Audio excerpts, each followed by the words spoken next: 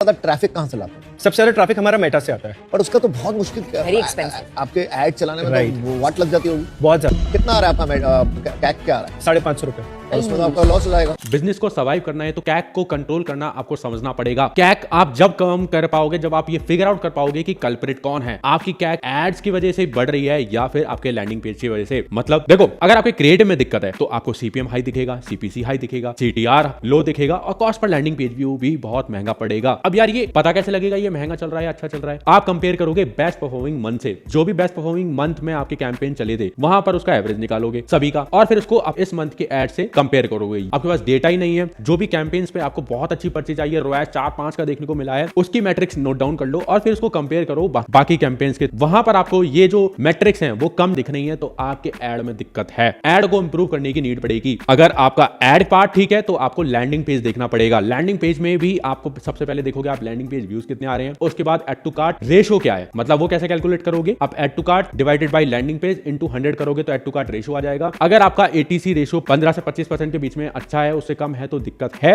Checkout ratio अगर आपका 35 plus नहीं है तो यहां पर भी आपको इंप्रूव करने की नीड पड़ेगी। और परचेज रेशो भी 38-40 से कम है तो यहां पर भी आपको काम करना पड़ेगा। ये मैट्रिक्स डाउन है तो इसका मतलब या तो आपके प्राइसिंग में इशू है या फिर लोगों को ट्रस्ट नहीं हो रहा। तो उसके लिए या तो आपको डिस्काउंट देना पड़ेगा या प्राइसिंग टेस्ट करनी पड़ेगी और ट्रस्ट बढ़ाने के लिए आपको रिव्यूज एंड टेस्टिमोनियल्स डालने पड़ेंगे। मजा आया तो शेयर कर दो सभी ब्रांड ओनर्स एंड मार्केटर्स के साथ।